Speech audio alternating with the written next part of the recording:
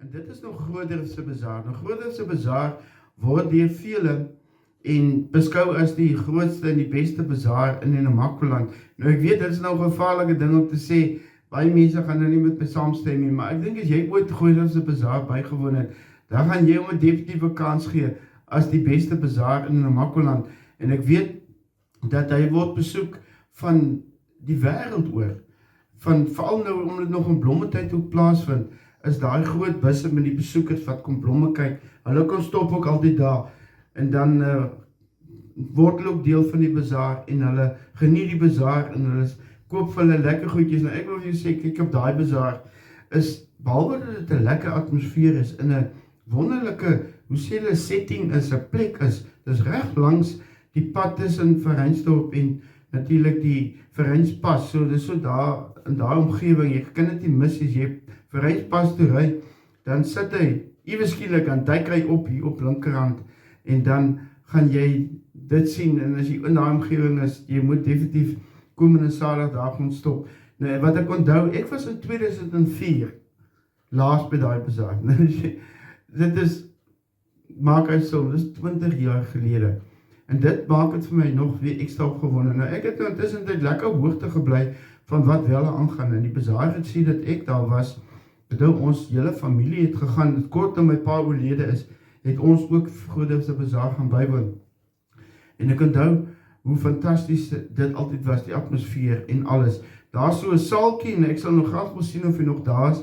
Binne in die saaltjie was natuurlik al die lekker gebak, jy weet, ons praat nou van, koeke, en ons praat van tertjies, jy weet, en ons praat van jaffles, en ons hotdog rolls, of boerewors rolls liewer, en hamburgers, en al daai lekker eetgoed, en ek wonder of hulle nog steeds dalk daai lekker curry en rys ook daar verkoop, het jy so in 'n bakkie koop, dan smil jy so lekker daaraan, en natuurlik melkterte.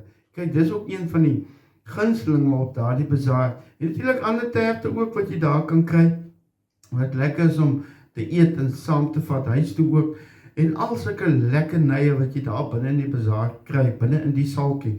Nou ek weet die storie het nou 'n bietjie verander, en daar is nou nog ekstra plekke waar hulle nou goed het, ensovoorts, maar ek onthou, altyd as jy daar ingekom het, dan het jy nou sommer daar geparkeer, en dan het jy nou verder gestap.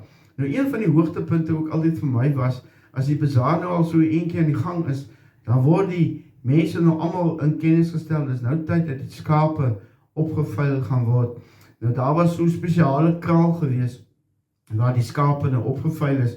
Nou wat eintlik nou maar gebeur het dan, almal wat nou belang gestel het, om nou dalk 'n skaapie aan te skaf, en dis natuurlik lewendige skape gewees, dan het jy nou na die kraal toe gegaan, en daar was daar nou 'n afslaer gewees, en dan het jy nou daar rondom die kraal gestaan, en dan bring hulle die skaap so een vir een, en dat jy nou begin wie op die skape. Nou ek sal dit nooit vergeet, ek het dit altyd so geniet.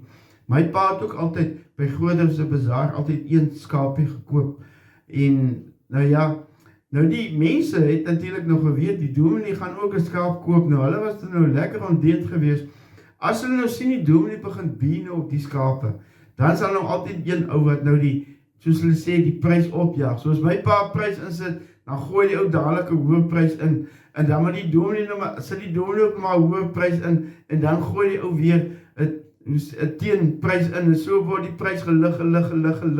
Nou ja, daai keer het my pa maar moed opgegee, dat hy maar ding laat gaan, die kere dan dat hy nou maar, hulle nou maar die dominee laat gaan, dat hy nou maar die skaapie koop.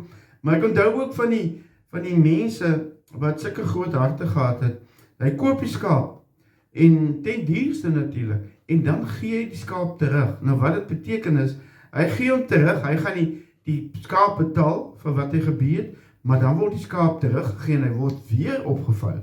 Met ander woorde, daai een skaap kry nou 2 keer sy inkomste vir die bazaar, en so daar's baie mense wat dit ook gedoen het, en daar was ook die kere, wat die mense gedink het, nee, hulle daarmee doen nie, en dan vir hom te moeilik gemaak hierdie keer, en dat hulle sommer, as hy die been op hom, botne op die persoon toegeslaan is, dat hy ook gesê, gee dit daar vir die dominee.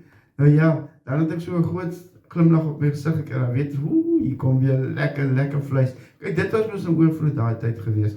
En dan natuurlik die lekkerte ook is die atmosfeer, en die lekker kuier daar, Jy weet, jy het nie net gegaan en gou gaan koop wat jy nodig het, soos wat deesdae eintlik baie gebeur, jy gaan en jy gaan kuier daar, want jou vriende is daar, en die mense van die dorp is daar, en daar's vreemdelinge, en daar is plekke waar jy jou koffiekie kan geniet, en 'n koeldrankie kan koop, en daar op by 'n tafeltjie gaan sit, en daar gaan kuier, en al daai lekkerdes. Soos ek sê, dat nou 'n paar nuwe dinge bygekom, intussen tyd, weet, soos wat tye mos nou aangaan, dan word dinge mos nou miskien op 'n ander manier gedoen, maar die wesenlikheid van die bazaar, die is nog steeds dieselfde. Die atmosfeer, die lekker kuier, die grootte. En as ek reg onthou, daar was Groothoofse bazaar altyd ook die bazaar wat die grootste inkomste vir die plaaslike kerk daar gebring het.